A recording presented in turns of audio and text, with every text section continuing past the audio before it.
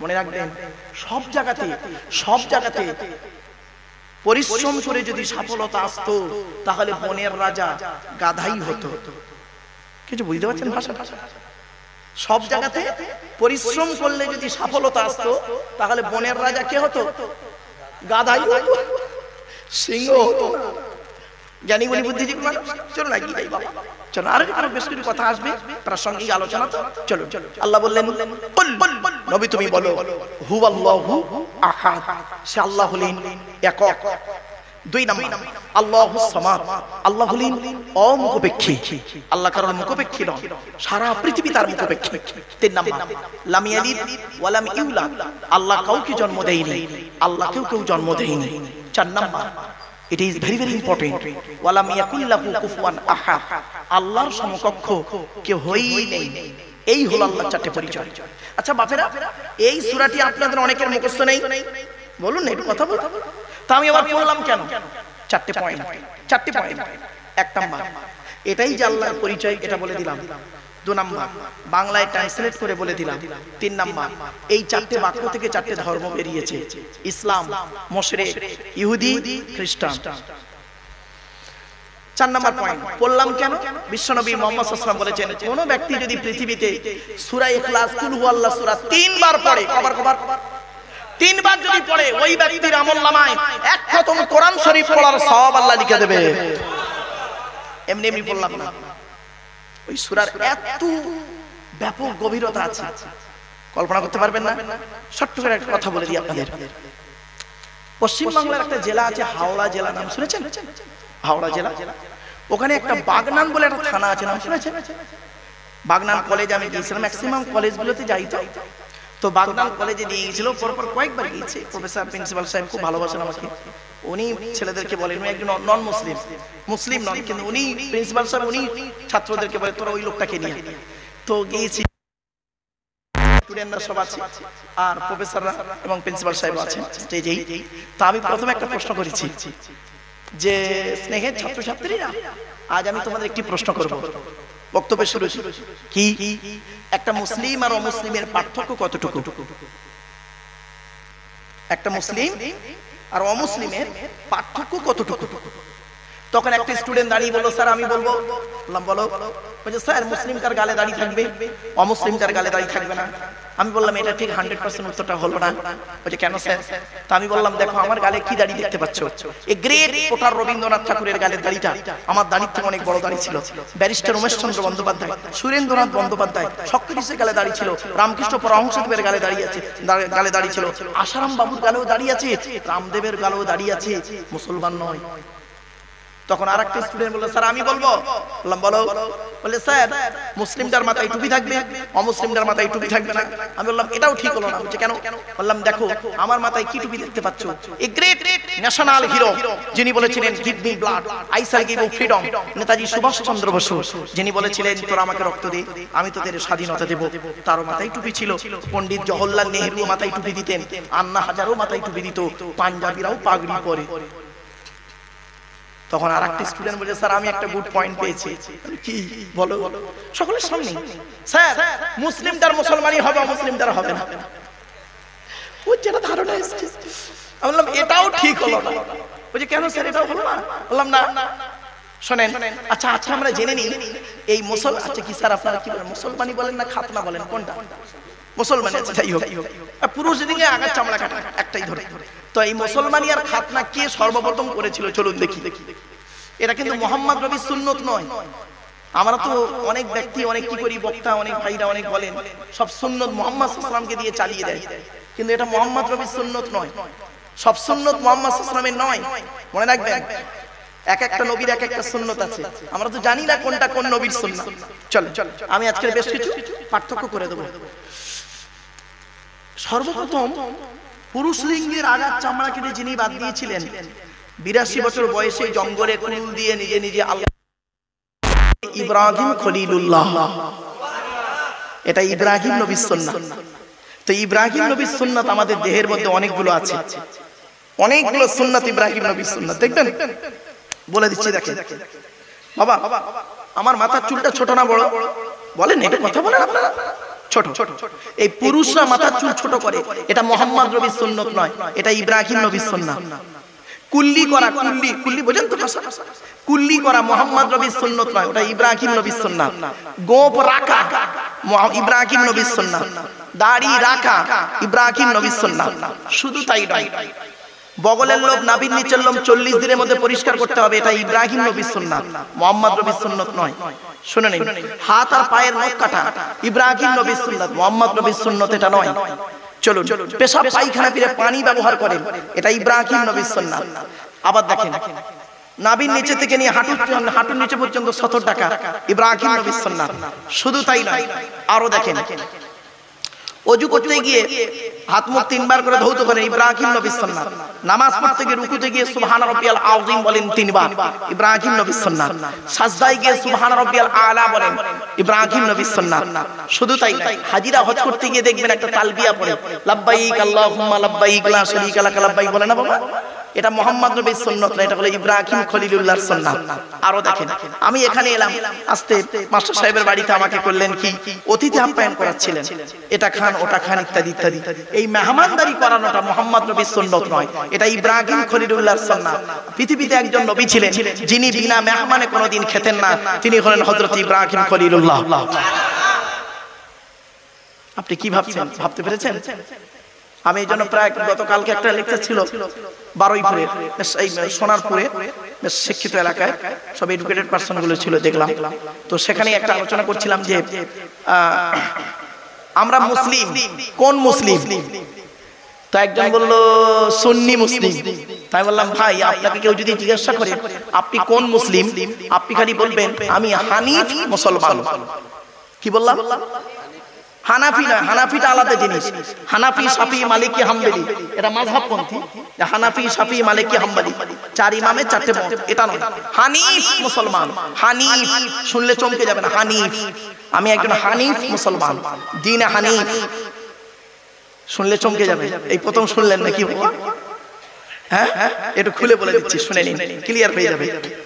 আল্লাহ নবী মুহাম্মদ সাল্লাল্লাহু আলাইহি ওয়াসাল্লাম একদিন বসে আছেন, এমন সময় ইহুদিদের বড় বড় আলেমরা এসেছে, ইহুদিদের বড় বড় আলেম, খ্রিস্টানদের বড় বড় আলেমরা এসেছে, মুশরিকদের বড় বড় আলেমরা, জ্ঞানী লোকেরা এসেছে। 3 ধর্মের জ্ঞানী গুণীরা এসেছেন মুহাম্মদ সাল্লাল্লাহু আলাইহি ওয়াসাল্লামের সঙ্গে তর্ক করতে। কি তর্ক? মুহাম্মদ সাল্লাল্লাহু আলাইহি ওয়াসাল্লাম যে ধর্ম প্রচার করছে এটাকে বাধা দেওয়ার জন্য। তো ইহুদিদের বড় বড় জ্ঞানী লোকেরা প্রশ্ন করছে মুহাম্মদ সাল্লাল্লাহু আলাইহি ওয়াসাল্লামকে, আচ্ছা মুহাম্মদ, তুমি যে একটা ধর্ম প্রচার করছো, ইসলাম বলে একটা ধর্ম, এটা কোথায় পেয়েছো? তুমি কোথায় পেয়েছো বলো? আমাদের ছেলেগুলোর মাথা নষ্ট করে দিচ্ছ, ইত্যাদি ইত্যাদি। মুহাম্মদ সাল্লাল্লাহু আলাইহি ওয়াসাল্লাম ছিলেন অত্যন্ত ভদ্র মানুষ, কথা কম বলতেন, শান্তভাবে থাকতেন, কথা কম বলতেন। যখনই কথা বলতেন উনি, একটা কথার অনেকগুলো ব্যাখ্যা হতো। এই জন্য ওনাকে বলা হয়েছিল জাওয়ামিউল কালিম। আলেম ওলামারা জানেন জাওয়ামিউল কালিম। চলো, কিছুক্ষণ পরে মুহাম্মদ সাল্লাল্লাহু আলাইহি ওয়াসাল্লাম মাথাটা তুলে বললেন, কি ভাষা দেখুন মুহাম্মদ সাল্লাল্লাহু আলাইহি ওয়াসাল্লাম, ভাই ভাই আমি নিজের থেকে কোনো ভাষা তৈরি করিনি, আমি নিজের থেকে কোনো ধর্ম তৈরি করিনি, আমার বাপ ইব্রাহিম নবীর ধর্মের উপরেই আমি আছি। সুবহানাল্লাহ বলা গেল। যেই বলেছি ইব্রাহিম নবীর ধর্মের উপরে আমি আছি, তখন ইহুদিদের আলেমরা বলছে, ও ইব্রাহিম নবী, আরে মুহাম্মদ তুমি জানো না ইব্রাহিম নবী ইহুদি ছিলেন। আমরা বললাম ইহুদি, ইব্রাহিম নবী আমাদের ধর্মে ছিল, আমরা ইব্রাহিম নবীর ধর্মের লোক। তুমি বলছো ইব্রাহিম নবী ইহুদি ছিলেন। যেই বলেছি ইব্রাহিম নবী ইহুদি ছিলেন, খ্রিস্টানদের আলেমরা তখন বলছে, এই দাঁড়া, কি বললি? ইব্রাহিম নবী ইহুদি ছিল, কে বলেছে? ইব্রাহিম নবী নাসারা ছিল, খ্রিস্টান ছিল। এরা বলে ইব্রাহিম নবী আমাদের, এরা বলে ইব্রাহিম নবী আমাদের। তর্ক বিতর্ক লেগে গেছে, মুহাম্মদ সাল্লাল্লাহু আলাইহি ওয়াসাল্লাম মাঝখানে চুপচাপ। কিছুক্ষণ পরে মুশরিকদের আলেমরা, জ্ঞানী লোকেরা বলছে, মুহাম্মদ একটা কথা বলবো? বলছে বলো। একটা কথা বলছি শোনো, ইব্রাহিম নবী ইহুদিও ছিলেন না, নাসারাও ছিলেন না, ইব্রাহিম নবী মুশরিক ছিলেন, আমাদের ধর্ম। মুহাম্মদ সাল্লাল্লাহু আলাইহি ওয়াসাল্লাম চিন্তা করছে, একটাই নবী ইব্রাহিম, ইহুদিরা বলে আমাদের, এরা বলে আমাদের, এরা বলে আমাদের, আবার আমিও বলছি ইব্রাহিম নবীর দলের লোক। এ কি হলো? চুপ করে আছে। কোরআনের আয়াত দিয়ে আল্লাহ জানিয়ে দিলেন, শুনে নিন। ইব্রাহিম নবী কে ছিলেন শুনুন। ইব্রাহিম নবী কে ছিলেন? জিবরাইল এলেন, কোরআনের আয়াত নাজিল হয়ে গেল। মা কানা ইব্রাহিম ইয়াহুদিয়া ওয়ালা নাসরানিয়া ওয়ালাকিন কানা হানিফাম মুসলিমা ওয়া মা কানা মিনাল মুশরিকিন। 3 নম্বর পারা 17 নম্বর পৃষ্ঠা 9 নম্বর লাইন সূরার নাম সূরা ইমরান। মা কানা ইব্রাহিম ইয়াহুদিয়া, ইব্রাহিম নবী ইহুদি ছিলেন না, এরা চুপ। ওয়ালা নাসরানিয়া, ইব্রাহিম নবী নাসারাও ছিলেন না, এরাও চুপ। তাহলে কি ছিলেন ইব্রাহিম নবী? আল্লাহ নিজেই উত্তর দিচ্ছে, ওয়ালাকিন কানা হানিফাম মুসলিমা, ইব্রাহিম নবী হানিফ মুসলমান ছিলেন। এবার এদের উত্তর হচ্ছে মুশরিকদের, ওয়া মা কানা মিনাল মুশরিকিন, ইব্রাহিম নবী মুশরিকও ছিলেন না। তাহলে এখন ইব্রাহিম নবী কি ছিলেন? ভুলে গেছি, হানিফ মুসলমান। এখন চলুন দেখি হানিফ কাকে বলে। এইটা শুনলেই আপনাদের ব্রেনটা আজকে ক্লিয়ার হয়ে যাবে। আমি কেন বললাম আপনি হানিফ মুসলমান, আমি একজন হানিফ মুসলমান কেন বললাম শুনে নিন। হানিফ শব্দের অর্থটা কি? হানিফ শব্দের অর্থ হলো একনিষ্ঠ। কি বললাম বাবা? একনিষ্ঠ। হানিফ শব্দের অর্থ আবিধানিক অর্থ। পারিভাষিক অর্থটা কি? যে ব্যক্তি আল্লাহকে একক বলে মানবে, তার কোনো শরীক নেই, আল্লাহকে একক বলে মানবে, আর আল্লাহর সমস্ত নবী রাসূলদেরকে আল্লাহর নবী বলে মানতে হবে, আল্লাহর বান্দা বলে মানতে হবে। কি বললাম? আল্লাহর নবী বলে মানতে হবে, আল্লাহর বান্দা বলেও মানতে হবে। এখন প্রশ্ন হলো, মুহাম্মদ সাল্লাল্লাহু আলাইহি সাল্লামকে আপনারা কি হিসাবে মানেন? আল্লাহর নবী বলে মানেন তো? আচ্ছা, আল্লাহর বান্দা বলে মানেন? যদি কেউ বলেন যে আমি আল্লাহর বান্দা বলে মুহাম্মদ সাল্লাল্লাহু আলাইহি সাল্লামকে মানি না, সে মুসলমান নয়। সে মুসলমান নয়। কেন? চলো, কালেমায়ে শাহাদাতটা কি? আশহাদু আল্লা ইলাহা ইল্লাল্লাহ ওয়াহদাহু লা শারীকা লাহ। এর বাংলা মানে কি? আমি সাক্ষ্য দিচ্ছি আল্লাহ ছাড়া কোনো মাবুদ নেই, তিনি একক, তার কোনো শরীক নেই। ওয়া আশহাদু আন্না মুহাম্মাদান, এবং আমি আরো সাক্ষ্য দিচ্ছি নিশ্চয়ই মুহাম্মদ সাল্লাল্লাহু আলাইহি ওয়াসাল্লাম আবদুহু ওয়া রাসূলুহু, আল্লাহর বান্দা এবং আল্লাহর রাসূল। কিছু বুঝতে পারছেন? আল্লাহর বান্দা বলে মুহাম্মদ সাল্লাল্লাহু আলাইহি ওয়াসাল্লামকে মানতে হবে, আল্লাহর রাসূল বলে মানতে হবে, দুটো দিক মানতে হবে। শুধু রাসূল বলে মানলে হবে না, আর শুধু বান্দা বলে মানলে হবে না, দুটোই মানতে হবে। চলো এবার দেখি ইহুদিদের অবস্থাটা কি, ইহুদিদের চিন্তা ভাবনাটা কি। ইহুদিদের চিন্তা ভাবনা হলো, ইহুদিরা কিন্তু আল্লাহকে আল্লাহ বলে মানে। আপনারা তাওরাত তো পড়েননি, শুনে নিন। পৃথিবীতে মোট কিতাব এসেছে 104টা। কটা? এগুলো মনে নেবেন, 104টা কিতাব। 100টা হলো চিরকুট, সহিফা, ছোট ছোট, আর 4টা হলো বড় বড়। পৃথিবীতে নবী এসেছেন কত? 1,24,000। একাধিক এসেছে, একটা সংখ্যা ধরা হয় 1,24,000। রাসূল এসেছেন 313 অথবা 315 জন। পুস্তক বা কিতাব এসেছে 104টা। 100টা হলো ছোট ছোট সহিফা, 4টা হলো বড় বড়। 100টা কার কার উপরে এলো? কটা এলো শুনে নিন। আদম নবীর উপরে এসেছে 10টা। কটা? 10টা। ইব্রাহিম নবীর উপরে এসেছে 10টা। কত হলো? 20টা। ইদ্রিস নবীর উপরে এসেছে 30টা, 50টা। আর শীস নবীর উপরে এসেছে 50টা, 100টা। মুসা নবীর উপরে এসেছে তাওরাত বলে একটা কিতাব, 1000 পারা বা খণ্ড, রমজান মাসের 6 তারিখে একটা। কত হলো? 100। দাউদ নবীর উপরে জবুর বলে একটা কিতাব এসেছে, 150 পারা বা খণ্ড বিশিষ্ট, রমজান মাসের 12 তারিখে একটা। কত হলো? 100। ঈসা নবীর উপরে ইনজিল বলে একটা কিতাব এসেছে, 27 পারা বা খণ্ড, রমজান মাসের 18 তারিখে একটা। কত হলো? 103। মুহাম্মদ সাল্লাল্লাহু আলাইহি সাল্লামের উপরে কোরআন বলে একটা কিতাব এসেছে, রমজান মাসের লাইলাতুল কদরের রাতে 24 রমজান একটা। কত হলো? ব্যাস, আজকে আমাদের আলোচনা হবে শেষ কোরআন, এই শেষ কিতাব আর শেষ নবী, অর্থাৎ কোরআন আর হাদিস, এই মুহাম্মদ সাল্লাল্লাহু আলাইহি ওয়াসাল্লাম। এই তো আমাদের আলোচনা বিষয় নিয়ে এতগুলো জ্ঞানীরা ছিলাম কি, শেষ কিতাব আর শেষ নবী, এই দুটো নিয়ে আলোচনা। তা আসুন যখন প্রাসঙ্গিক এলো আপনাদের বলে দিচ্ছি ইহুদিদের আকীদা বা চিন্তা ভাবনাটা কি। আজকের ইহুদিরা কেন মুসলমানদের মারতে যায়, কারণটা কি, মূল উৎসটা কোথায়? মূল উৎসটা কবে থেকে শুনে নিন, চমকে যাবেন আজকে। ইহুদিদের আকীদা চিন্তা ভাবনা হলো, ইহুদিরা আল্লাহকে আল্লাহ বলে মানে, আল্লাহকে অস্বীকার করে না, আল্লাহকে আল্লাহ বলে মানে। ইহুদিদের আকীদা কি জানেন? বিশ্বাস হলো আমরা হলাম আল্লাহর শ্রেষ্ঠ জাতি আর বাকি সব জাহান্নামী। ইহুদিদের চিন্তা ভাবনা কোথায় আছে? সূরা জুমা, কুল ইয়া আইয়ুহাল্লাযীনা হাদু ইন যাআমতুম আন্নাকুম আউলিয়াউ লিল্লাহি মিন দুনিন নাস ফাতামান্নাউল মাউতা ইন কুনতুম সাদিকিন। এই ইহুদিদের, যে ইহুদি জাতির একটা ধারণা হলো যে আমরা হলাম আল্লাহর শ্রেষ্ঠ জাতি আর বাকি সব জাহান্নামী। চলো, ইহুদিরা আল্লাহকে আল্লাহ বলে মানে, কিন্তু আল্লাহর সমস্ত নবী রাসূলদেরকে আল্লাহর বেটা বলে মানে। নাউজুবিল্লাহ বলে। আল্লাহ নিজেই বলেছেন লাম ইয়ালিদ ওয়া লাম ইউলাদ, আল্লাহ কাউকে জন্ম দেয়নি, আল্লাহ কাউকেও জন্ম দেয়নি। কাকে নবী বলে মানলো, বেটা বলে মানলো? আল্লাহ, আল্লাহর বেটা বললো কাকে? ইহুদিরা। কোরআন বলছে 30 নম্বর এই কোরআনের সূরা তাওবা 30 নম্বর আয়াত, ওয়াকালাতিল ইয়াহুদু উযাইরু ইবনুল্লাহ, উযাইর বলে একজন নবী ছিল, তাকে ইহুদিরা বলল ওয়াকালাতিল ইয়াহুদু উযাইরু ইবনুল্লাহ, ইহুদিরা উযাইরকে আল্লাহর বেটা বলল। নাউজুবিল্লাহ বলল।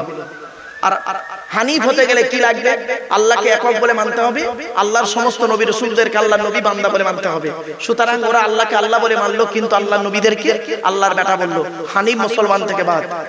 খ্রিস্টানদের অবস্থা দেখি, খ্রিস্টানরা আল্লাহকে আল্লাহ বলে মানে, অস্বীকার করবেন না, আল্লাহকে আল্লাহ বলে মানে।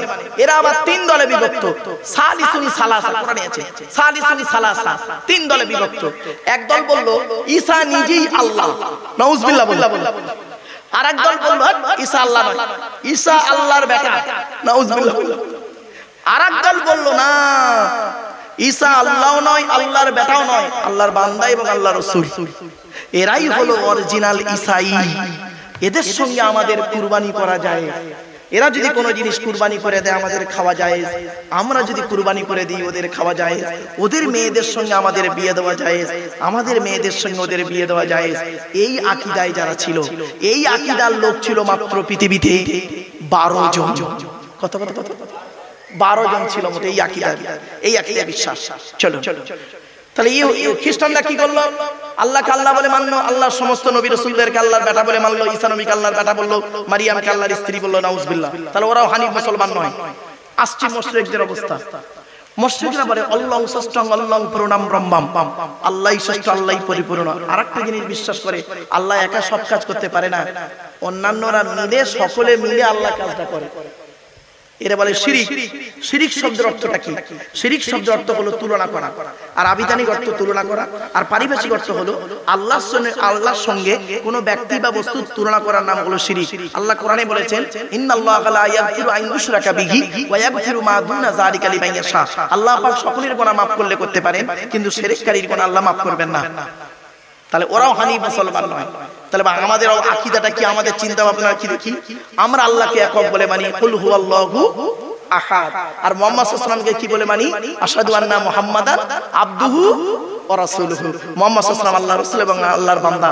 আমরা হলাম হানিফ মুসলমান। সারা পৃথিবীতে এই হানিফ মুসলমানদের শত্রু হলো ইহুদি, মুশরিক, নাসারা।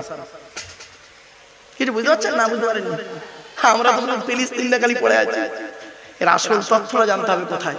ভাই বাইতুল মুকাদ্দাস নিয়ে 12ই নাম শুনেছেন? কলকাতা 12ইপুরে আমি বেশ কিছু ওখানকার এলাকার জ্ঞানীগুণী মানুষ এবং ওখানকার এসপি থেকে শুরু করে সকলে মিলে আজ কয়েক বছর আগে ওই বাইতুল মুকাদ্দাসটাকে ওখানে করেছিলাম।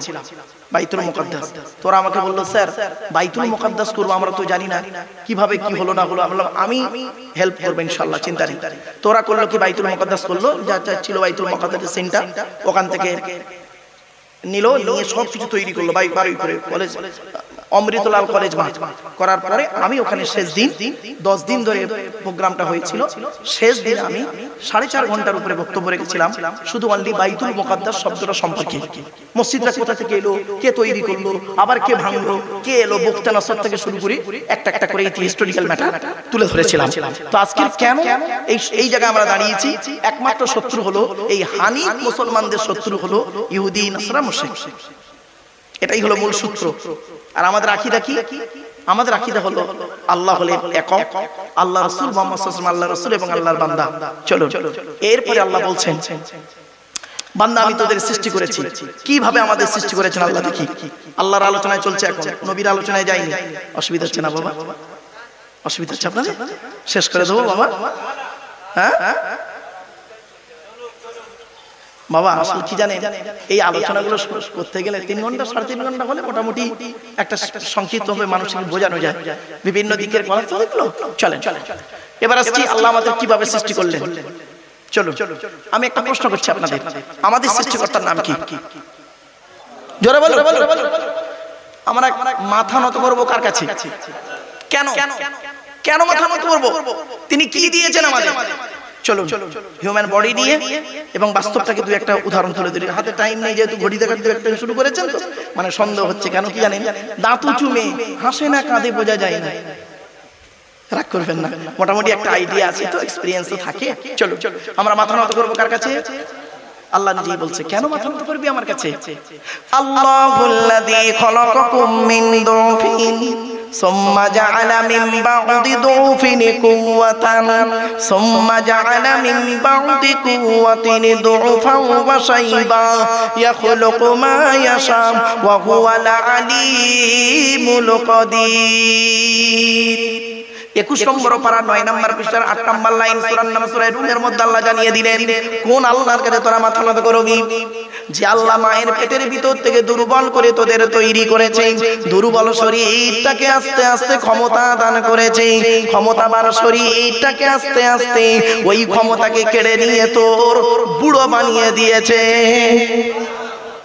কোরআনের আয়াত শোনা পরে সুবহানাল্লাহ বলতে কি এত কষ্ট? একবার সুবহানাল্লাহ বলে 10টা নাকি জোরে বলো সুবহানাল্লাহ। নারী জাতির পৃথিবীতে শত্রু হলো দুটো। কটা? দুটো শত্রু। 1 নাম্বার শত্রুর নাম শুনুন। নারী জাতির 1 নাম্বার শত্রুর নাম হলো সতীন। কি বললাম?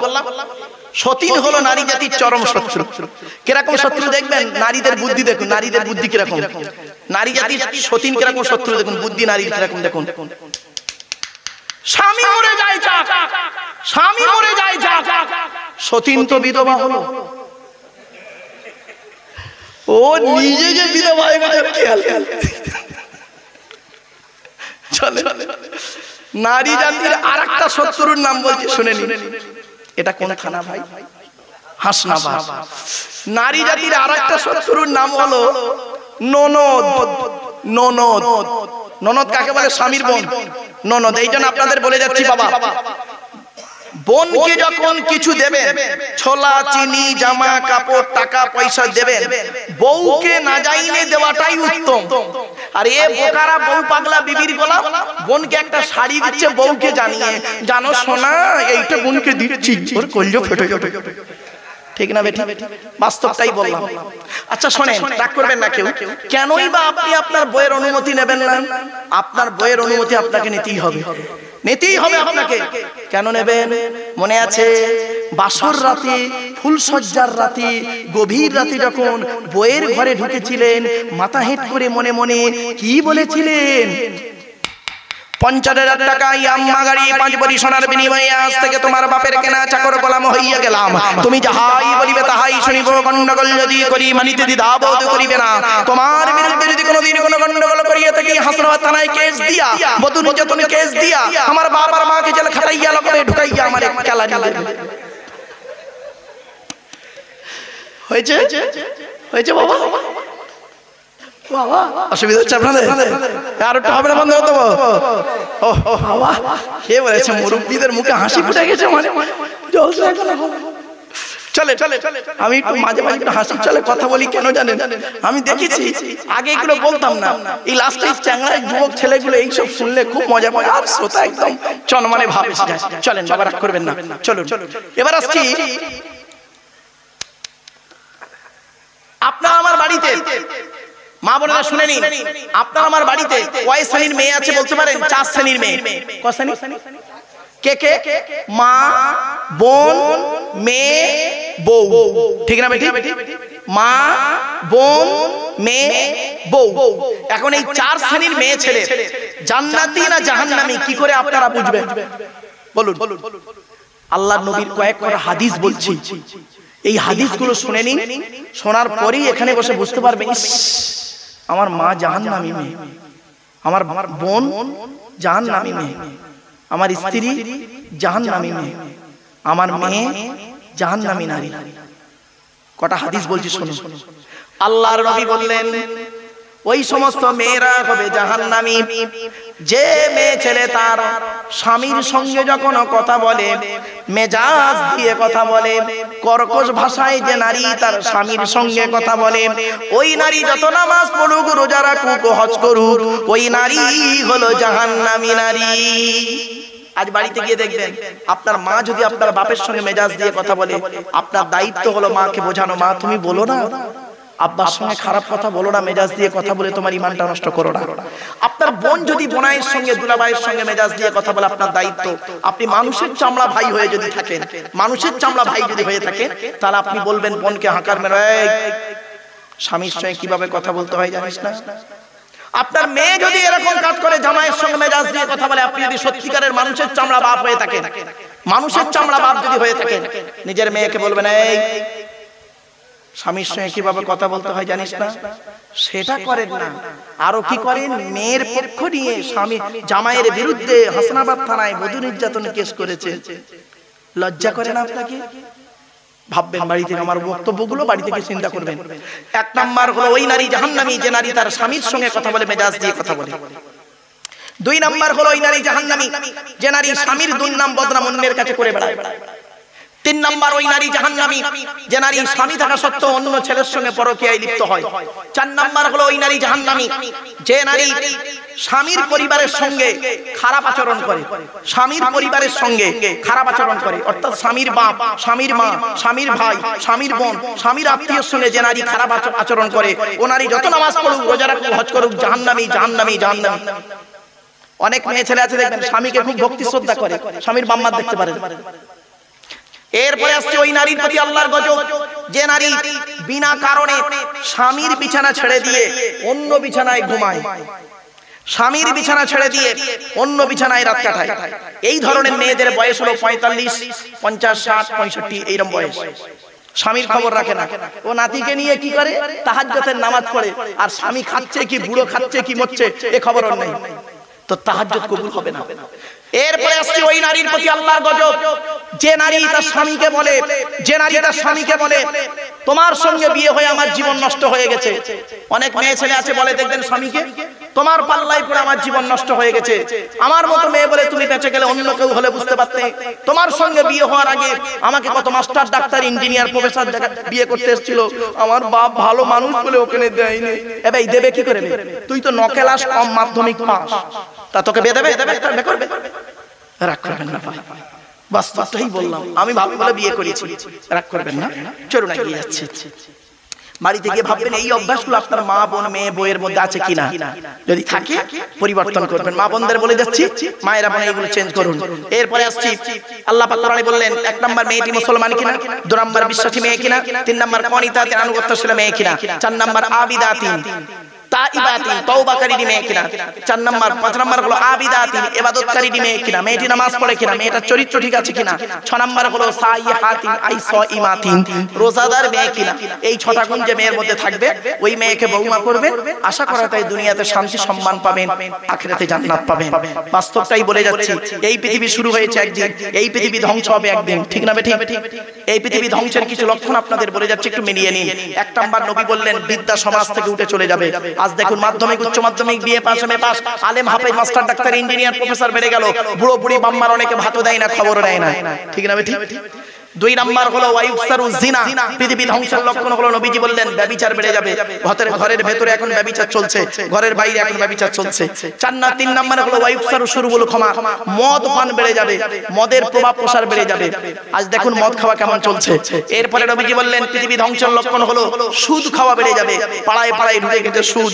মনে রাখবেন সুদের সর্বনিম্ন হারাম হলো মায়ের সঙ্গে ব্যভিচার করা। অনুরোধ করে আপনাদের বলে যে সুদকে বর্জন করুন, হালাল ব্যবসা করুন, সুদকে বর্জন করুন। আল্লাহ রাব্বুল আলামিন কোরআনে সুদের সম্পর্কে অনেক আলোচনা করেছেন। অনুরোধ করে মা বোন বাবাজি যুবক ভাইদের বলে গেলাম। এরপরে নবীজি বললেন পৃথিবী ধ্বংসের লক্ষণ হলো কি জানেন? ঘুষ খাওয়া বেড়ে যাবে, ঘুষ খাওয়া। এরপরে নবীজি বললেন পৃথিবী ধ্বংসের লক্ষণ হলো পিতামাতার অবাধ্য সন্তান হবে, মিলিয়ে নিন। এরপরে নবীজি বললেন পৃথিবী ধ্বংসের লক্ষণ হলো অযোগ্য ব্যক্তিরা নেতৃত্ব দেবে, যার যে সম্পর্কে কোনো জ্ঞান নেই। গ্রামের প্রধান নিজের নামটাও সই করতে পারে না, ও হলো গ্রামের প্রধান, ওর নিজের চরিত্র খারাপ, ও লোকের ক্যারেক্টার সার্টিফিকেট দিচ্ছে। ঠিক না বেটি? পৃথিবী ধ্বংসের লক্ষণ হলো শিক্ষিত লোকেরা অশিক্ষিত লোকেদের সম্মান করবে ভয়েতে। ঠিক না বেটি? পৃথিবী ধ্বংসের লক্ষণ হলো স্বামী স্ত্রীর মধ্যে ঘন ঘন গন্ডগোল দেখা দেবে। এই জন্য আপনাদের বলে যাচ্ছি, স্বামীদেরকে অনুরোধ করে বলে যাচ্ছি, মা বাবাজিরা শুনে নিন, স্ত্রীকে কমসে কম নবীজি বলেছেন কয়েকটা শিক্ষা দান করিও, এটা স্বামীর জন্য জরুরি। মনে রাখবেন, বিয়ে করলেই স্বামী হলাম না, আর জন্ম দিলে বাপ হওয়া যায় না, পেটে ধরলে মা হওয়া যায় না, অনেক দায়িত্ব আছে, মনে রাখবেন। স্বামীদেরকে বলেছেন নবীজি বলেছেন, এই স্বামীরা তোমরা তোমাদের স্ত্রীদেরকে কয়েকটা শিক্ষা দান করবে। তার মধ্যে এক নাম্বার হলো আসসালামু কাবলাল কালাম। স্বামী স্ত্রী যখন কথাবার্তা বলবে একে অপরকে সালাম দেওয়া নেওয়া করবে। আল্লাহর রহমত, মহব্বত, ভালোবাসা আল্লাহ বাড়িয়ে দেবে। বউকে কোনোদিন সালাম দিয়েছেন? না। শালীকে সালাম দিচ্ছে, শালীকে, আরো দাদার শালীকে ঘন ঘন মোবাইলে মিস কল, তোর মোবাইল নষ্ট করবে। 2 নম্বরে নবীজি বললেন, এই স্বামীরা তোমরা তোমাদের স্ত্রীদেরকে এই শিক্ষা দান করবে, তারা যেন কোনোদিন কাবা শরীফের দিকে মুখ করে কোনোদিন থুতু যেন না ফেলে। ও নিজে পান তেরেঙ্গা খৈনি গুটকা শান্তি অশান্তি বিমলকে কোন দিকে থুতু বলে তার কোনো ঠিক নাই, আর বউকে বলবে কি করে? 3 নাম্বার, এই স্বামীরা তোমরা তোমাদের স্ত্রীদেরকে এই শিক্ষা দেবে, তারা যেন কোনোদিন কাবা শরীফের দিকে মুখ করে কোনোদিন পেশাব পায়খানা যেন না ফেলে। তারপরে বলা হয়েছে তোমরা তোমাদের স্ত্রীদেরকে এই শিক্ষা দেবে, তারা যেন কোনোদিন কাবা শরীফের পেছন ফিরে যেন পেশাব পায়খানা যেন না ফেলে। তারপরে বলা হয়েছে তোমরা তোমাদের স্ত্রীদেরকে এই শিক্ষা দেবে, তারা যেন কোনোদিন গোসলখানায় পেশাব যেন না করে। তারপরে বলা হয়েছে তোমরা তোমাদের স্ত্রীদেরকে এই শিক্ষা দেবে, তারা যেন কোনোদিন গোসলখানায় উলুগ্ন অবস্থায় গোসল যেন না করে। তারপরে বলা হয়েছে তোমরা তোমাদের স্ত্রীদেরকে এই শিক্ষা দেবে, তারা যেন হাতের চুড়ি, কি বলেন স্যার, চুড়ি, হাতের চুড়ি তারা যেন কোনোদিন দুটো ব্যবহার যেন না করে। মা বোনেরা শুনে নিন, এক হাতে একটা চুড়ি পরবেন, এক হাতে দুটো চুড়ি পরা মেয়েদের নিষেধ আছে। কোথায় আছেন আপনি? এরপরে নবীজি বললেন, এই স্বামীরা তোমরা তোমাদের স্ত্রীদেরকে এই শিক্ষা দান করবে, তারা যেন মাথার বালিশ, কি বলেন বালিশ, মাথার বালিশ তারা যেন কোনোদিন দুটো ব্যবহার যেন না করে। স্বামী স্ত্রী যখন ঘুমাবে একটি মাত্র লম্বা বালিশে দুইজনে মাথা রেখে ঘুমাবে। স্বামী স্ত্রী যদি এক বালিশে মাথা রেখে ঘুমায়, আল্লাহর রহমত, মহব্বত, ভালোবাসা আল্লাহ বাড়িয়ে দেবে। এই ওয়াজটা শোনার পরে আমার মুরব্বী বাবাজি মনে মনে অনেকে বলছে, ওরে মারু 20 বছর আগে কেন এই মুরানি সেই ওয়াজটা করলি না? তোর চাচি আর শুতে নেয় না। দোষটা কি আমার বাপের তো দোষ, আমার বাপ বেকতে দেরি করেছিল, রাগ করবেন না, চলে।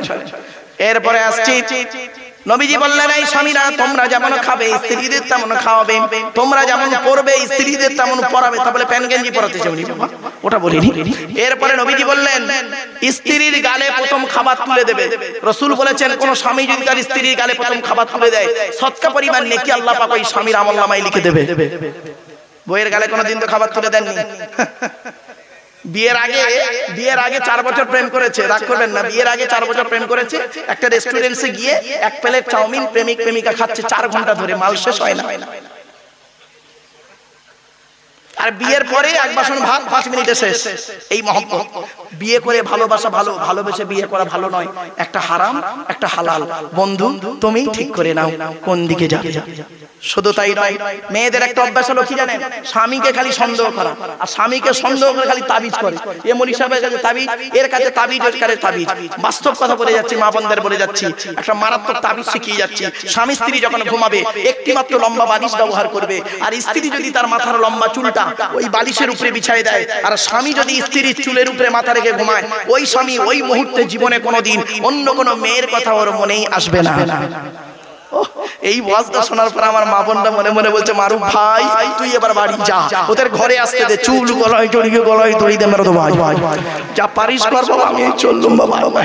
চলো, আমাদের হুজুর মোটামুটি শেষ করে দেবো। বাবা আসেন একটু নবীর সামনে দাঁড়িয়ে বাবা একটু সালাম পাঠ করবো, অসুবিধা হবে বাবা? হ্যাঁ চলো, ইয়া নবী।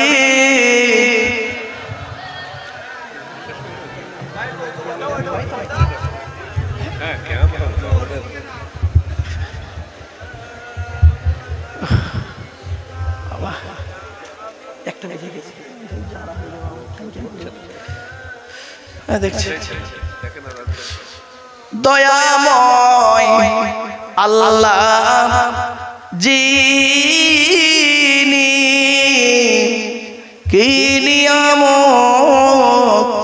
পাঠালেন তিনি, চিনিল না মক্কাবাসী,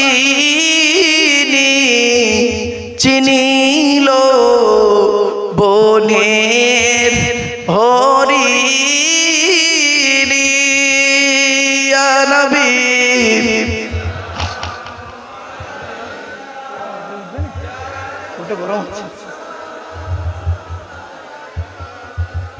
ইয়া হাবিব সালাম।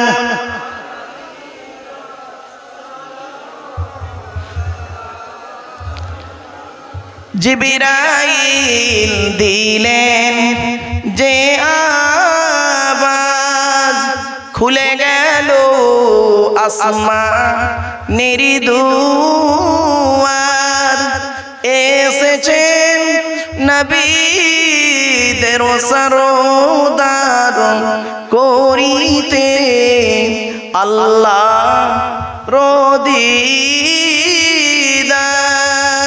ইয়া নবী সালামুন আলাইকা, ইয়া রাসূল সালামুন আলাইকা, ইয়া হাবিব সালামুন আলাইকা, সালাম।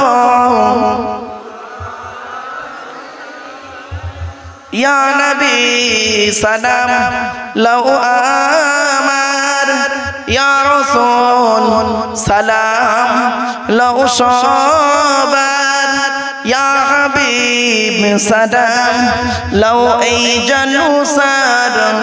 আমরা যে নাদান গুনাহগার,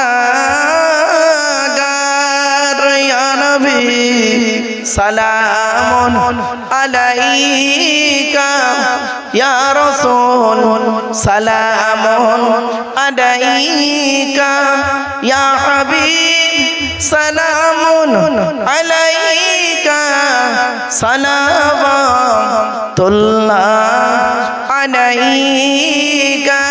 সকলে বসে যান। ইয়া রাব্বি সাল্লি সাল্লিম দাইমান আবাদা আলা নবিয়্যি খায়রি খালকুল্লাহ হামিদ ভেজা রব্বাই দরুদ সালাম দরগুদিদার নবী পার নামদাম। ও বাবা, এই যে কিয়াম করে বসার সময় কি বলে আমি না অনেক সময় ফলো করেছি, রাগ করবেন না, কেউ রেগে যাবেন না। আসলে বাক্যগুলো কি? ইয়া রাব্বি সাল্লি সাল্লিম দাইমান আবাদা আলা নবিয়্যি খায়রি খালকুল্লাহ হামিদ ভেজা রব্বাই দরুদ ও সালাম দরগুদিদার নবী পার আপনা মুদাম। বাবা তোর এটা মুখস্থ নেই, বলতে হবে না, তো ওইভাবে বলার কি দরকার? ইয়া রাব্বি সাল্লি সাল্লাম বালাগাল উলা বিকাম। আদৌ কিছু খবরদার বলবেন না, জানা থাকলে বলবেন, না জানা থাকলে চুপ করে বসে যাবেন, এটাই হচ্ছে উত্তম জিনিস। চলো আমার বাপেরা, এতক্ষণ আপনাদের কাছে বিভিন্ন অ্যাঙ্গেল থেকে বিভিন্ন কথাগুলো বলছিলাম। আসলে কি জানেন বাবা, এগুলো আলোচনা করতে গেলে একবার শেষ লগ্নে তো অনেক, আমার আকিবুল আজিজ ভাই আপনাদের এলাকারই মাদ্রাসার একজন স্বনামধন্য শিক্ষক মহাশয়, তিনি আলোচনা রেখেছেন। তারপর পরেও আলিয়া ইউনিভার্সিটির একজন লেকচারার, তিনিও বক্তব্য রেখেছেন। আমি অধম আপনাদের মাঝখানে শেষবারে এসে ব্রেনটাকে মাথা মাথা করে দিলাম, কি বলতে কি বলে ফেললাম বা ভাষাগত দিক থেকে ত্রুটি হলে ক্ষমা করবেন। তবে বক্তব্য শেষ লগ্নে এসে দুটো কথা আপনাদের বলে যাচ্ছি, মনে রাখবেন। এ জীবন শুরু হয়েছে 150 টাকায়, এ জীবন শেষ হবে 1500 টাকায়। বাড়ি থেকে ভাববে, আমি একটু ব্যাখ্যা করে দিচ্ছি। সৃষ্টিকর্তা আল্লাহ বলছেন, তো দেহের মধ্যে আমি 4টে গুরুত্বপূর্ণ অর্গান দিয়েছি, এই 4টে গুরুত্বপূর্ণ অর্গানকে যত্ন করবি। 4টে জিনিস কি মনে রাখুন। 1 নাম্বার হলো 4টে জিনিস কি? 1 নাম্বার হলো কি জানেন? ব্রেন, ব্রেনটাকে ঠিক রাখুন। 2 নাম্বার হলো হার্ট, 3 নাম্বার হলো লিভার, 4 নাম্বার হলো কিডনি। এই 4টে ঠিক করবেন বাড়ি থেকে। আপনার দেহের মধ্যে এই 4টে জিনিস গুরুত্বপূর্ণ, 4টে যত্ন করবেন, নষ্ট যেন না হয়। এবার আসছি, আপনার আমার দেহের মধ্যে আল্লাহ 9টা ছিদ্র দিয়েছে। কটা বাবা? 9টা ছিদ্র। এই 9টা ছিদ্রে যে কোনো একটা ছিদ্র দিয়ে আল্লাহ পাক আত্মা বের করে দেয়। নটা ছিদ্র কি কি? দুই চোখ, দুই নাক, দুই কান, একটা গাল, সামনে পেছনে, এই নটা ছিদ্র। কত মানুষ মারা গেছে দেখবেন, লোকটা পেশাব ফিরে ফেলেছে। কত মানুষ মারা গেছে দেখবেন, লোকটা পায়খানা ফিরে ফেলেছে। কত মানুষ মারা গেছে দেখবেন, চোখটা চেয়ে আছে। কত মানুষ মারা গেছে দেখবেন, গালটা হাঁ করে আছে। কত মানুষ মারা গেছে দেখবেন, হাতটা মেখে আছে, হাতটা খিঁচে আছে। কত মানুষ মারা গেছে দেখবেন, দেখলে মনে হবে লোকটা ঘুমিয়ে আছে। কিভাবে মরতে চান, কিভাবে মরতে চান? ঈমান নিয়ে যদি মরতে চান, কোরআন হাদিসের কথাগুলো শুনে একটু আমল করে বাড়ি যান। এরপরে আল্লাহ বলছেন তো দেহের মধ্যে তিনটে জিনিস আলাদা। এক নাম্বার ব্লাড গ্রুপ আলাদা। এজন্য আপনাদেরকে বলছি, হিন্দু মুসলিম কাঁধে কাঁধ মিলিয়ে চলবেন। কিসের হিন্দু কিসের মুসলিম মারামারি করেন? হ্যাঁ, আপনারা কি জানেন হিন্দুদের রক্তের ভিতরে মুসলমানদের রক্ত আছে, আর মুসলমানদের রক্তের ভিতরে হিন্দুদের রক্ত আছে। আপনাদের এলাকায় ব্লাড ডোনেশন ক্যাম্প হয়, রক্তদান শিবির হয়। আচ্ছা, ব্লাড যখন নেওয়া হয় তখন বলা হয় নাকি, এই ও হিন্দু, ওর রক্ত আলাদা কর, ও মুসলিম, ওর রক্ত আলাদা কর, বলে নাকি? আরে ব্লাডের মধ্যে কাস্টের কোনো ডিভাইডেড থাকে না, ব্লাডের মধ্যে কালারের কোনো ডিভাইডেড থাকে না, ব্লাডের মধ্যে জেন্ডারের কোনো ডিভাইডেড থাকে না, ব্লাডের মধ্যে গ্রুপের ডিভাইডেড করা হয়। ব্লাডের চারটি group, A B, A B আর ও, প্রত্যেকটার মাইনাস প্লাস। এখানে অনেক মানুষ বসে আছে তার নিজের ব্লাড গ্রুপ নিজেই জানে না। মুসলিমরা এতটাই পিছিয়ে, ওর নিজের ব্লাড গ্রুপ নিজেই জানে না। আফসোস, এগুলো একটু দরকার, এগুলো জলসা আলোচনা করা খুব দরকার। আধুনিক বিজ্ঞান কোরআন থেকে সবই এসেছে, জানেন? এই ব্লাডের চ্যাপ্টারটাই পুরো কোরআন থেকে বের করা হয়েছে। চলো চলো এবার আসছি, একটা হিন্দু রক্তের ভিতরে তিনটে জিনিস পাওয়া যায়, রোহিত কণিকা, শ্বেত কণিকা, অনুচক্রিকা। As a same, no difference. একটা মুসলমানের রক্তের ভিতরে তিনটেই পাওয়া যায়। কিসের হিন্দু কিসের মুসলিম মারামারি করে? মনে রাখবেন, হিন্দু তুমি মন্দিরে গিয়ে যাকে ঈশ্বর বা ভগবান বলে ডাকো, তাকে জীবনে মন্দিরে পাবে না। হে খ্রিস্টান, গির্জায় গিয়ে যাকে গড বলে ডাকো, তাকে জীবনে গির্জায় পাবে না। হে মুসলমান, গালে দাড়ি মাথায় টুপি নিয়ে যাকে মসজিদে আল্লাহ আল্লাহ বলে ডাকো, ও আল্লাহকে মসজিদে পাবে তো? চলো, তিন ধর্মের মানুষ আমরা আল্লাহকে খুঁজতে বের হই। আল্লাহ নিজেই বলছেন, আমাকে খুঁজতে যেতে তোদের হবে না। আমি কোথায় আছি জানিস? কোরআন বলছে, ওয়ালাকাদ খালাকনাল ইনসানা ওয়া না'লামু মা তুওয়াসওয়িসু বিহি নাফসুহু ওয়া নাহনু আকরাবু ইলাইহি মিন হাবলিল ওয়ারিদ। 26 নম্বর পারার 18 নম্বর পৃষ্ঠার প্রথম নম্বর লাইন, সূরার নাম সূরা কফ। সেখানে আল্লাহ বলছেন, হে মানব জাতি, আমি তোদের সৃষ্টি করেছি, তোদের মনের মধ্যে ভালো মন্দ যা কিছু আছে সব আমি আল্লাহ জানি। তোরা যেন ভাববি আমি আল্লাহ অনেক দূরে, না না না, আমি আল্লাহ তোর ঘাড়ের শিরারও নিকটবর্তী। একবার অন্তঃস্থল থেকে আমাকে আল্লাহ বলে ডাক দে, আমি আল্লাহ তোর ডাকে সাড়া দেব। কোরআনে আরো বলা হয়েছে, ওয়াইদা সালাকা ইবাদি আন্নী ফাইন্নী করিব উজিবু দাওয়াতাদ দাঈ ইযা দাআন ফালিয়াস্তাজিবু লি ওয়া লিইউমিনু বি লাআল্লাহুম ইয়ারশুদুন। 2 নম্বর পারা 7 নম্বর পৃষ্ঠার 8 নম্বর লাইন, সূরার নাম সূরা বাকারা। সেখানে বলা হয়েছে কি, নবী তুমি বলে দাও, বান্দারা যখন আমার প্রসঙ্গে তোমাকে জিজ্ঞাসা করবে, খালি তুমি বলে দাও, আন্নী ফাইন্নী করিব, আমি আল্লাহ বান্দার খুবই নিকটে আছি। উজিবু দাওয়াতাদ দাঈ ইযা দাআন, বান্দা যখন আমাকে ডাকে আমি আল্লাহ তার ডাকে সাড়া দিই। সুতরাং আমি যখন বান্দার ডাকে সাড়া দিই, ফালিয়াস্তাজিবু লি, বান্দারও উচিত হলো আমার ডাকে সাড়া দেওয়া। ওয়ালি ইউমিনু বি, বান্দারও উচিত হলো আমাকে বিশ্বাস করা। তাহলে কি হবে? লাআল্লাহুম ইয়ারশুদুন, দুনিয়া আখিরাত ওরা সঠিক পথ পেয়ে যাবে। জোরে বলুন সুবহানাল্লাহ। আমার বাপেরা, আলোচনা করতে করতে দীর্ঘক্ষণ আলোচনা করে ফেললাম। বাবা, ভাষাগত দিক থেকে ত্রুটি হলে ক্ষমা করবেন। সকলে বিসমিল্লাহ সহ সূরা ফাতিহা শরীফ একবার, 3 বার সূরা ইখলাস কুল ওয়াল্লাহ, মেজর সঙ্গে কয়েকবার দরুদ শরীফ পাঠ করুন। বাড়ির মা বোনেরা সকলে মোনাজাতে শামিল হবেন।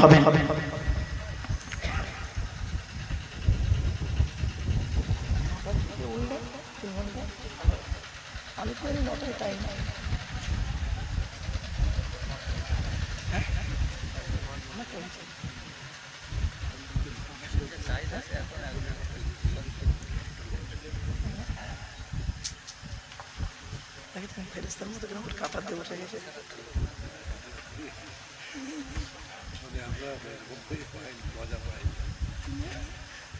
আসলে এই জিনিসগুলো খুলে খুলে কেউ বলে না, এসে কামার কামড়ি করে তর্ক সমালোচনা বক্তব্য খারাপ। একে মানুষ বিভ্রান্তির কথা আমাদের আমার বক্তব্য করে ছাপে ছাড়ায় মানুষ।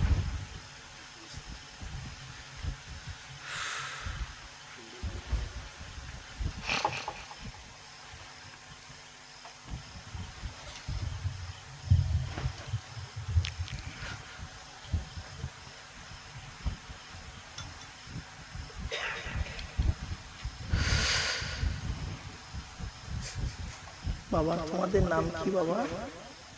কি মিডিয়া তোমার? বসিরহাট মাল্টিমিডিয়া। এরা করছি এদের সব, এদের তো চিনি। এইগুলো কি নাম বাবা তোমার? বসিরহাট 786। আর এইসব চিনি সব এদের।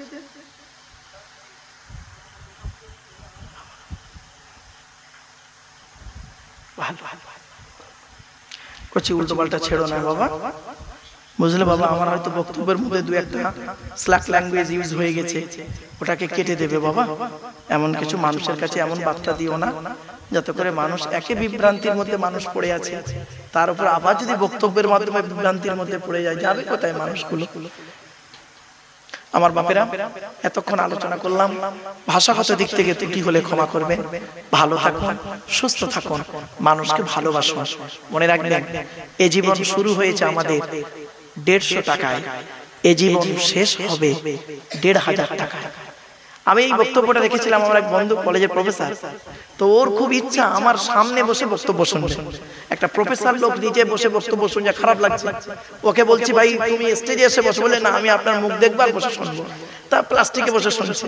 তা আমি বক্তব্য করতে করতে বলেছি, এ জীবন শুরু হয়েছে আমাদের 150 টাকায়, এ জীবন শেষ হবে 1500 টাকায়। তখন ও বলছে, ভাই এ কি করে হলো? কি করে হলো? আমি প্রফেসর, আমার বউ প্রফেসর, আমার বাপ প্রফেসর, মা প্রফেসর, আমরা 4 জন প্রফেসর বাড়িতে। তো পশ্চিম আমরা প্রত্যেক মাসে মাইনে পাই, 4 জনের মাইনে মিলে 5 লাখ টাকা। তো আপনি বললেন এই জীবন শুরু হয়েছে 150 টাকায়, কি করে হয়?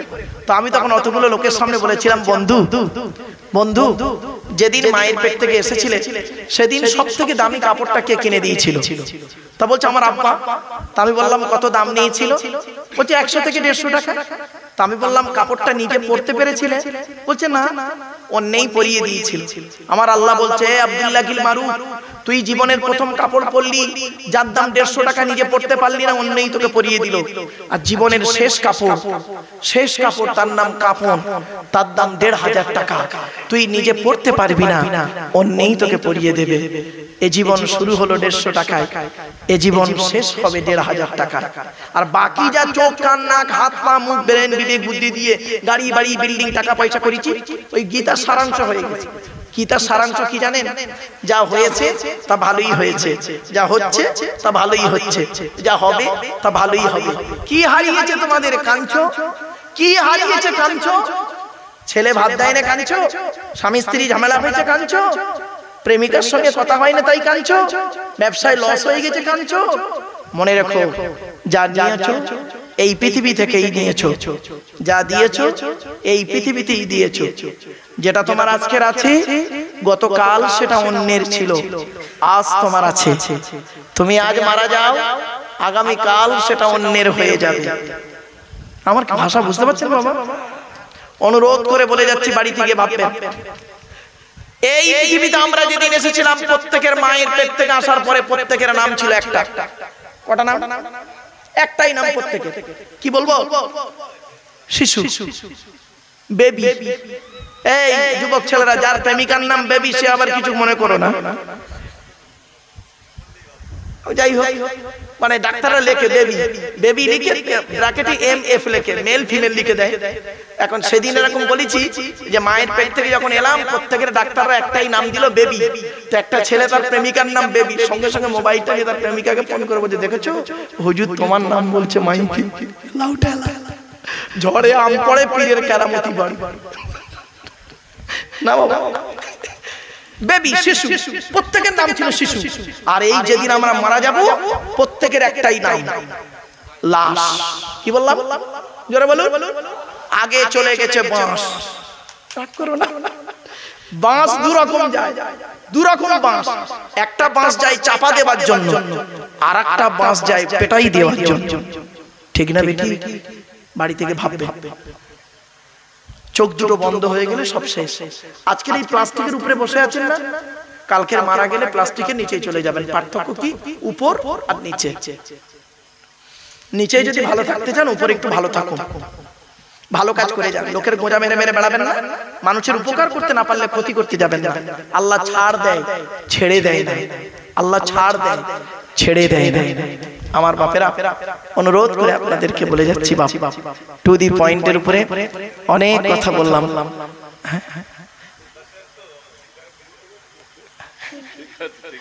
আমার বাপেরা বাড়িতে গিয়ে ভাববেন, চোখ দুটো বন্ধ হয়ে গেলে সব শেষ। মাটির নিচে যে থাকবেন আপনারা, আমি আপনি থাকবো, যে জায়গাটায় থাকবো সে ঘরটার নাম কি? জোরে বলুন না একটু। আমি বুঝতে পেরেছি, মানে একদম অসহায় জায়গায় দাঁড়িয়ে গেছি। এবারে বক্তব্যের শেষ লগ্নে এসে গেছি, এটা শুনে নিন এই শেষবারে। তার মানে কি জানেন? নম্বরের বাতি। আমরা কি জানেন? আমরা হয়েছি চালনি। চালনি বুঝি? চালনি বোঝেন না? না, ওই চালে আটা টাটা চালে, ও চালন। আমরা চালনি বলি যাই, ওই জন্য বলি এক দেশের গাড়ি অপর দেশের বুঝি। আচ্ছা, চালন। আচ্ছা, চালনের পিছনে কটা ছিদ্র থাকে? অসংখ্য ছিদ্র, তাই তো? তো চালনি একদিন সূচকে বলছে, সূচ বোঝেন? সূচের পিছনে ছিদ্র কটা? একটা। তো চালনি একদিন সূচকে বলছে, চালনি সূচকে বলছে, এই তোর পিছনে ছিদ্র কেন রে? তো সূচ কি উত্তর দেবে বলুন? কিছু বুঝতে পারছি না। আমরা হলাম চালনি, আমরা সূচের পিছনে বলতে ছিদ্র কেন? তো সূচ কি উত্তর দেবে? আরে আমার তো একটা, তো হাজারটা। মনে রাখবেন, কাউকে আঘাত করার আগে নিজেকে দিয়ে লক্ষ্য রাখুন। আমার একটা আঙুল আপনাদের দিকে লাগিয়ে বলছি সরি, ক্ষমা চেয়ে নিচ্ছি, ভুল বুঝবেন না আমার বক্তব্যকে, ক্ষমা চেয়ে নিচ্ছি। আমি একটা আঙুল আপনাদের দিকে লাগিয়ে বললাম আপনারা সব চিটিংবাজ। আচ্ছা, কটা আঙুল আপনাদের দিকে? কটা? একটা। তিনটা আঙুল কোন দিকে? টিবিল চিটিংবাজ, টিবিল চিটিংবাজ। ওই জন্য বাবা, মানে আরাফা নাফসাহু ফাকাদ আরাফা রাব্বাহু, যে তার নিজেকে চিনতে পেরেছে সে তার রব আল্লাহকে চিনতে পেরেছে। আমার বাপেরা, পর সমালোচনা করে কোনো লাভ নেই, আত্মসমালোচনা করুন। পর সমালোচনা করলে গুনাহ হয়, আর আত্মসমালোচনা করলে নেকি হয়। এটাই পার্থক্য। পৃথিবীর সবথেকে, সেদিন আমি স্টুডেন্ট এমএ সেকেন্ড ইয়ার স্টুডেন্টদেরকে পড়াতে একটা ছোট্ট প্রশ্ন করেছি। বললাম, এই বলতো দেখি, পৃথিবীর সবথেকে সহজ কাজ কি আর পৃথিবীর সবথেকে কঠিন কাজ কি? তো স্টুডেন্টরা বলছে, মারাত্মক কথা তো। পৃথিবীর সবথেকে সহজ কাজ কি জানেন? শুনে নিন। আর কঠিন কাজ কি? পৃথিবীর সবথেকে কঠিন কাজ হলো আত্মসমালোচনা করা। কি বললাম? নিজেকে নিয়ে সমালোচনা করা খুব কঠিন কাজ। আমি কি একজন মানুষ? আচ্ছা, মানুষ হতে গেলে আমার কি কি দায়িত্ব ছিল পালন করেছি? আমি কি একজন পুরুষ? পুরুষের দায়িত্ব কি কি? আমি কি একজন স্বামী? স্বামীর দায়িত্বগুলো কি কি? আমি কি একজন সন্তান? সন্তানের দায়িত্বগুলো কি কি? আমি কি একজন পিতা? পিতার দায়িত্ব কি কি? আমি কি একজন ভাই? আমার দায়িত্ব কি কি? আমি কি একজন মামা? আমার দায়িত্ব কি কি? আমি কি একজন চাচা? আমার দায়িত্ব কি কি? আমি কি একজন দাদু? আমার দায়িত্ব কি কি? আমি কি একজন নানা? আমার দায়িত্ব কি? ব্যাস, আত্মসমালোচনা করা পৃথিবীর সবথেকে কঠিন কাজ। আর আত্মসমালোচনা করলে নেকি হয়। আর পৃথিবীর সবথেকে সহজ কাজ কি জানেন? পর সমালোচনা করা। এটা করা খুব সহজ, এটা করলে গুনাহ হয়, এটা করলে গুনাহ হয়। দুধওয়ালা লোকের বাড়ি বাড়ি যায়, দুধওয়ালা লোকের বাড়ি বাড়ি যায়, দুধ কিনে কেউ খেতে চায় না। আর মদওয়ালা দোকান দিয়ে বসিরহাটে বসে আছে, ও মোটরসাইকেলে তেল পুড়িয়ে মদ কিনে খেয়ে মারামারি করে বসিরহাট থানার ভেতরে লকাবি জেলখানায় হাজী সাহেবের বেটা চুম মেরে বসে। আর দুধওয়ালা কোথায় গেছিল? ওর বাড়ি। আমরা দুধওয়ালাকে কি বলি জানেন? এই দুধে পানি দিসনি তো। আর মদে পানি মিশিয়ে খায়, এটাই পার্থক্য। মদে পানি মিশিয়ে খায়।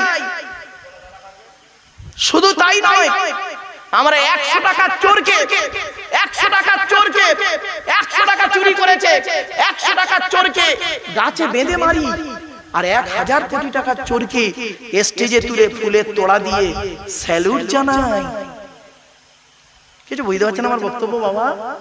জ্ঞানী যারা বোঝে তারা শুধু ইশারায় দোয়া করে দেই, বাবা আসুন, বুঝতে পেরেছি। আর নয় বাবা, হ্যাঁ আসুন মোনাজাত করুন। না না বাবা, আমি জানি বাবা একটা কথা বলি, 1994 সাল থেকে ওয়াজ করছি, বুঝলেন? 1994 সাল থেকে ওয়াজ করছি, 2025 মানে 31 বছর। মোটামুটি শ্রোতাদের মুখের দিকে চাইলে একটা এক্সপেরিয়েন্স তো হবেই। মোটামুটি আমার বলতে হয় না, কাতার দিয়ে বসে গেছে। দেখো আলহামদুলিল্লাহ। চলে আমরা মুনাজাত করব। আল্লাহুম্মা আমিন। ربنا ظلمنا أنفسنا وإن لم تغفر لنا وترحمنا لنكونن من الخاسرين ربي زدني علما ربي ارحمهما كما ربياني صغيرا রব্বুল আলামিন সন্ধ্যা থেকে নিয়ে এখন পর্যন্ত যা কিছু আলোচনা হয়েছে মাবুদ, পড়ার মধ্যে, শোনার মধ্যে, বলার মধ্যে যদি কোনো রকমের ত্রুটি হয়ে যায় গফফার নামের ওসিলা করে মাফ করে দিন। সওয়াব দিয়ে থাকেন বাবা আদম থেকে নিয়ে এখন পর্যন্ত যত নবীন, সিদ্দিকিন, শুহাদা, সালিহিন, তাবেঈন, তাবেঈন, আইম্মায়ে মুজতাহিদিন, কুল মুসলিমিন আল মুসলিমা, মুমিনিন আল মুমিনা, হুজুরদের আরওয়াহ মুবারক। বড় পীর আব্দুল কাদের জিলানী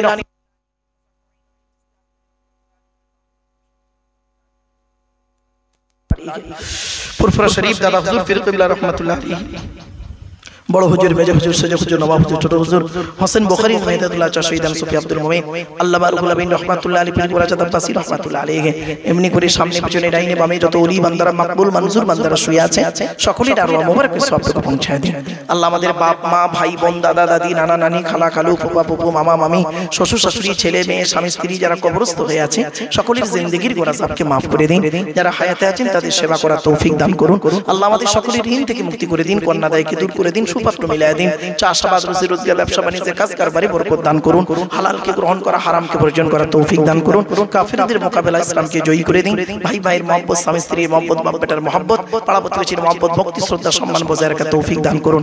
আল্লাহ আমি অধম গুনাহগার, আমার সঙ্গে মতো আলেম, হাফেজ, হাজি, গাজী, জ্ঞানী, গুণী, বুদ্ধিজীবী মানুষেরা, বাবাজিরা, যুবক ভাইরা, স্নেহে কচি কচি বাচ্চারা, মা বোনেরা হাত তুলেছে। আল্লাহ যারা হাতকে ভালোবাসেন তার হাতের ওসিলা করে আমাদের দোয়াকে কবুল করে নিন। আল্লাহ এই জলসার সভাপতি, সেক্রেটারি, কেশিয়ার কমিটি, বক্তা, শ্রোতা, আল্লাহ হালাল মাল থেকে তাবারুক আল্লাহ আপনি কবুল করে নিন। আল্লাহ যেটা উদ্দেশ্য নিয়ে হাত তুলেছি সকলের মনের কামনা বাসনা আপনারা আল্লাহর কাছে চান।